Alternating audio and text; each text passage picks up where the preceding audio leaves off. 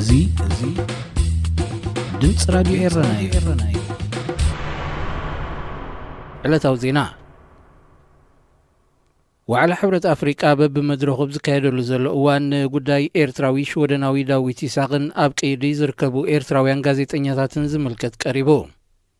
ኣብ ኮሚሽን ሰብአዊ መሰላት ሕብረት ኣፍሪቃ ዝቀረበ ጉዳይ ዞም በዘይ መስርሕ ፍርዲ ኣብ ቀይዲ ዝርከቡ ኤርትራውያን ጋዜጠኛታት መንግስቲ ኤርትራ ደሃዮም ከፍልጥ ንምጽዋዕ ከም ዝኾነ ተሓቢሩ በበይኑ ሞያ ካብ ዘለዎም ውልቀ ሰባት ዝተመስረተ ጉጅለ ንጉዳይ ክሲ አንጻር መንግስቲ ኤርትራ 428 ዝባር 12 በወግዒ ኣብቲ ኮሚሽን ከም ዘቕረበ ድሕሪ ምዝኽኻር ናብ ፕሬዚደንት ኢሳያስ ዝለኣኾ ጥርዓን ምላሽ ከም ዘይረኸበሉ ገሊጹ ኣባል ቦርድ እቲ ጉጅለ ቢዮን ቱምባ ካብ ዝሃቦ መግለጺ እቲ ጥርዓን ንኣማኻሪ ፕሬዚደንት ገለ ሚኒስትራትን ኤምባሲ ኤርትራ ብሽወደንን እውን ኣቕሪብዎ እኳ እንተኾነ ዛጊት ዝኾነ ምላሽ ከም ዘይረኸበሉ ፍሊጡ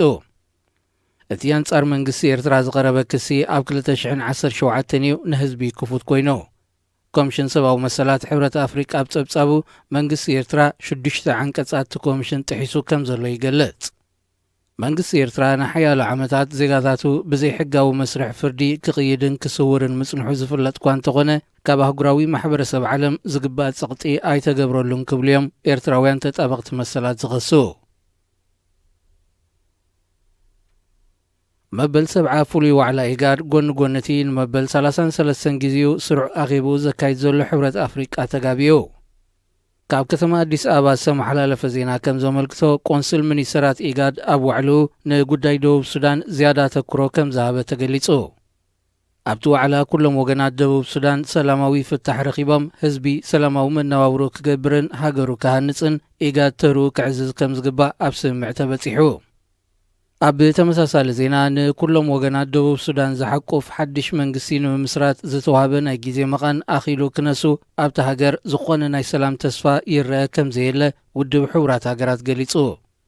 ኮሚሽነርቲ ውድብ ኣብ ደቡብ ሱዳን ኣብ ዝሃበ ወግዓዊ መግለጺ ሳልቫኪርን ሪክ ማቻርን ብዝኸተምዎ ስምምዕ ሰላም መሰረት ኣብ ዝሒዝናዮ ዘለና ወርሒ ለካቲት ሓድሽ መንግስቲ ክምስርቱ ተመዲቡ እኳ እንተነበረ ካብ ክልቲኦም ወገናት ሰናይ ተበግሶ ይረኣይ ከም ዘየለ ሓቢሩ ሓደ ካብቶም ቀንዲ ኣሰሓሕፍቲ ኮይኖም ዘለዉ ጉዳያት ናይ ተቃወምትን መንግስትን ሰራዊት ብሓባር ዘቑምዎ ሃገራዊ ሰራዊት ብዝምልከት እዩ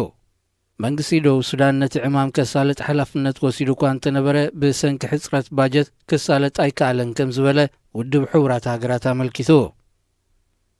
ኣብ ጽባሕ ነጽነት ደቡብ ሱዳን ሳልቫኪርን ሪክ ማቻርን ብዝወልዕዎ ኩናት ነታ ኣብ 32 ዞባታት ተመቓቒላ ዘላ ሃገር ኣብ ሓድሕድ ምቅታል ኣእቲዋ ጥራይ ክኣክል ብፍላይ ኣብ ልዕሊ ደቂ ኣንስትዮ ዝፍጸም መጋህ ሰብኣዊ መሰላት ናብ ዝለዓለ ጠርዙ በፂሑ ከም ዘሎ ዲፕሎማስያውያን ምንጭታት የመልክቱ ዜና ኣብዚ ይፍጸም ሬድዮ ኤረና ካብ ከተማ ፓሪስ ዝመሓላለፍ ብኤርትራውያን ጋዜጠኛታት ዝዳሎ ነጻ ሬድዮ እዩ